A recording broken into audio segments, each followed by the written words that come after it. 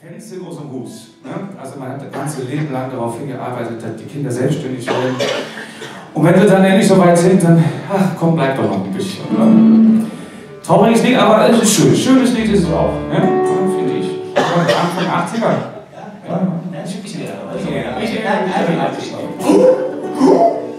Okay, dann wollen wir mal.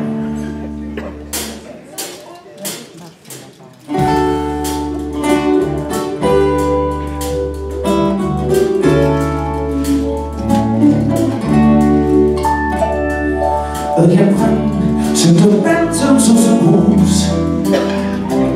Und wenn dann in der Wohnung alles still wird, denkt der Mann, wenn sie abends in das Bett geht, wie Margaret in Bouillon. Morgens früh rührt sie ihre Jungen an und sie sagt, Jung, wann küsst du uns besuchen? Unsere frisch hast du schon gegessen oder fährt da irgendjemand? Dann sag ich, sing aus dem Hus. Jetzt ist ja nichts mehr los. Haben wir uns auf.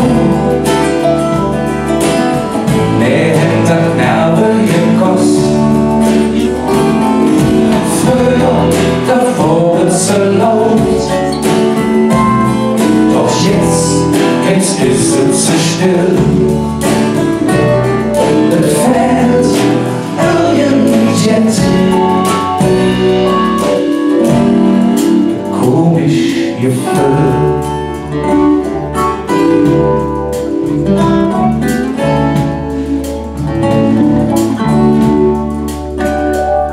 Aber 10 und der Mensch war raus. Es war schön, denn man so alle zusammen. Der Verzell blieb noch in der Uhren hangen. Für Freude und für Müll. Der Mensch sind aus dem Hus. Jetzt haben wir alle Lied sich für uns. Jetzt ist ja nichts mehr los. Lied sich für all die anderen Sachen. Haben wir uns vor.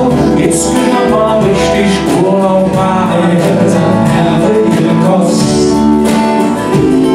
Den Abend davor wird jetzt laut. Doch jetzt ist es so still.